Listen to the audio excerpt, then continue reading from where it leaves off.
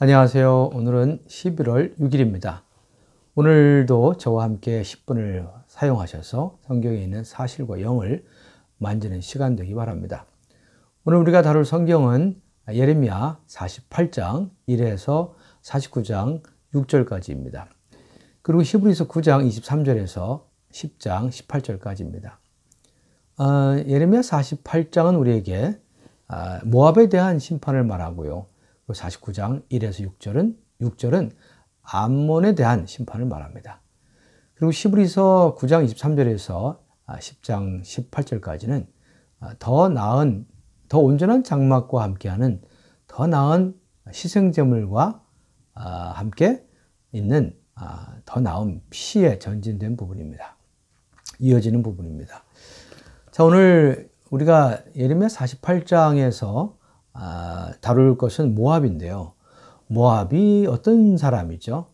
모압은 성경에서 근친상간, 딸과의 근친상간을 통해 낳은 그러한 롯의 후손입니다.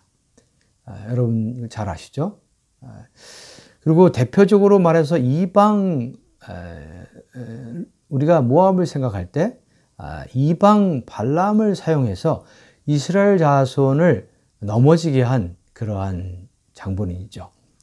그래서 우리는 모압을 생각할 때 두 가지, 첫째 근친상간, 근원이 악하다는 것이죠. 두 번째, 그가 이스라엘 백성을 이렇게 넘어지게 한 그런 발람을 이용한 그런 사람입니다. 자, 그래서 우리는 모압에 대해서 그의 근원은 악하고 여호와를 거스리고 거만했다는 걸 알아야 하고요. 이스라엘에게 모압은 조롱거리에 불과했다는 것입니다. 자, 35절을 제가 읽어드리죠. 여호와의 말씀이라 모압 산당에서 제사하며 그 신들에게 분향하는 자를 내가 끊어버리리라. 자, 이 모압은 교만했습니다. 그의 교만 때문에 이스라엘 백성을 정말 부패시키고 좌절시켰습니다. 그래서 하나님은 심판을 통해 그를 낮추고 끊어버린다고 말합니다. 자, 11절은 모압에 대해 특징 한 가지를 말하고 있습니다. 모압은 젊은 시절부터 평안하고 포로도 되지 아니하였으므로 마치 술이 그 찢기 위에 있고 그 그릇에서 저 그릇으로 옮기지 않음 같아서 그 맛이 남아있고 냄새가 변하지 아니하였도다. 모압은 어떤 특징이 있습니까? 이 구절에 보면은 평안하고 포도주로 만든 술을 이렇게 찢기 위에 있고 그 밑에 찢기 위에 술이 있죠. 그 밑에는 찢기가 있는 거죠. 술이 위에 있고 찢기가 밑에 있는데요. 술을 맑게 하기 위해서는 어떻게 합니까? 그 술을 계속 이 그릇에서 저 그릇으로 옮겨야 돼요. 근데 모압은 옮기지 않았다는 것이죠. 이 그릇에서 옮기지 않았기 때문에 술 밑에 찌기가 남아있다는 것이죠. 만일 포도주를 맑게 하려면 어떻게 합니까? 계속 그릇을 옮겨야 돼요. 이것은 우리 그리스도인의 체험으로 말한다면 환경을 통해서 우리가 하나님의 다루심과 온전케 함을 받는다는 걸 얘기하죠. 환경이 올 때 우리는 옮겨집니다. 그 환경 속에 우리가 처해지게 됐죠. 그럴 때 우리는 편안한 생활을 할 수 없게 돼요. 그러나 편안하지 않지만 그것은 우리의 어떠함을 더 맑게 만들어줍니다. 그래서 우리는 환경을 원망하지 말고 환경 속에서 하나님이 우리를 더 맑게 한다는 것을 깨달을 필요가 있습니다. 시험을 거치지 않고 채찍을 맞아본 적이 없는 사람이 어떤 사람입니까? 이런 사람은 모든 게 편안해요. 모든 게 다 잘 되는 것 같아요. 이런 사람은 환경도 없어요. 이 그릇에 저 그릇에 옮긴 그런 환경이 별로 없습니다. 이런 사람은 환란이 없지만 그러나 이런 사람은 그렇게 맑지도 못합니다. 자, 우리는 그래서 하나님 손에서 환경에 처할 때 두려워하지 말아야 합니다. 그 환경이 더 우리를 맑게 하고 더 깨끗하게 하기 때문에. 자, 이제 49장 암몬에 대해서 보겠습니다. 암몬도 딸과의 근친상간을 통해 롯에게 태어난 자이죠.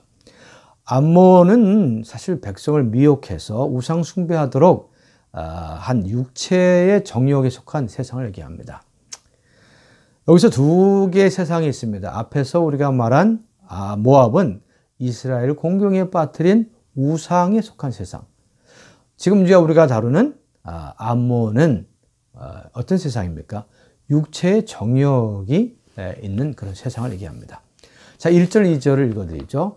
밀감이 갓을 점령하며 그 백성이 그 성읍들에 사는 것은 어찌 됨이냐. 그러므로 보라, 날이 이르리니 내가 전쟁 소리로 암몬 자손의 랍바에 들리게 할 것이라. 랍바는 페어더미 언덕이 되겠고 그 마을들은 불에 탈 것이라.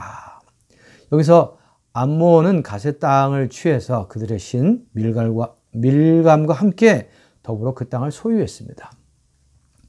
전쟁 소리가 암몬 자손의 랍바에 들리게 한다는 건 무슨 뜻입니까? 하나님이 전쟁을 일으켜서 그들의 나라를 황폐의 무더기가 되게 한다는 겁니다. 그들의 마을도 불에 태워지게 한다고 말합니다. 그들의 신 밀감은 제사장과 방백들과 함께 사로잡힐 거라고 얘기하고 있습니다. 자, 이것이 암몬에 대한 하나님의 심판입니다. 그러나 하나님은 이렇게 심판하시지만 또한 긍휼이 많으신 분입니다. 어떻게 알 수 있냐면은 48장 47절과 49장 6절에 보면은 동일하게 암몬과 모압의 자손에 대한 이야기를 하면서 그들의 포로들이 다시 돌아오게 할 거라고 얘기합니다. 그들이 포로되었었지만 다시 돌아오게 한다고 말합니다. 비록 그들은 악했지만 하나님은 그들의 후손들이 다시 돌아오게 한다고 얘기합니다. 하나님의 긍휼과 자비가 얼마나 큰가를 볼 수 있습니다. 자, 히브리서에 왔습니다. 9장 29절을 제가 읽어드리죠. 그러므로 그리스도도 많은 사람의 죄들을 없애시려고 한번 드려지셨고 그분을 간절히 기다리는 사람들에게 죄와 상관없이 두 번째 나타나시어 구원에 이르게 하실 것이다. 자, 여기서 그리스도의 두 번 오심을 말합니다. 첫 번째 오심은 죄들을 없애시려고 오셨어요. 근데 이제 두 번째 다시 오심은 죄와 무관합니다. 그분을 간절히 사모하는 사람들에게 나타나시어 구원에 이르게 한다고 말합니다. 여기서 말하는 구원은 어떤 구원입니까? 이것은 영원한 속죄를 위한 구원이 아니라 우리의 몸의 구속을 말하는 구원을 얘기합니다. 로마서 8장에 말한 몸의 구속이죠. 이 몸의 구속, 이 구원은 주님이 나타날 때 이룰 구원은 우리에게 옛 창조의 허물과 노예 상태에서 우리를 구출해 하셔서 하나님의 자녀의 영광 안으로 이끄는 그러한 구원입니다. 자, 10절은 그분의 첫 번째 오심에 대해서 조금 더 언급을 합니다. 10장에서 이걸 얘기하는데 9절에서 그 후에 그리스도는 보십시오. 내가 주님의 뜻을 행하러 왔습니다. 그리스도가 말합니다. 보십시오. 내가 주님의 뜻을 행하러 왔나이다. 그분께서 처음 것을 폐하시는 것은 두 번째 것을 세우기 위한 것입니다. 여기 첫 번째 것과 두 번째 것이 있는데요. 첫 번째 것은 옛 언약을 희생제물을 말하고 두 번째 것은 새 언약의 희생제물이신 그리스도를 말합니다. 그리스도는 옛 언약의 짐승의 희생제물을 버리시고 그분 자신을 새 언약의 희생제물로 세우기 위해 세상에 오셨습니다. 자, 12절에 보면요. 죄들에 대한 희생제물로 자신을 드림으로써 그리스도께서 하나님의 오른편에 앉으셨다고 말합니다. 이것은 그분이 오른편에 앉으셨다는 것은 이미 죄를 이렇게 희생제물을 드림으로 죄를 이러한 문제를 해결하시고 안식하셨다는 것입니다. 그분은 더 이상 우리를 위하여 하실 죄를 없애시는 일을 위해 어떠한 것도 하실 필요가 없이 단 한 번에 이루셨다는 걸 말합니다. 주님의 구속을 찬양합니다.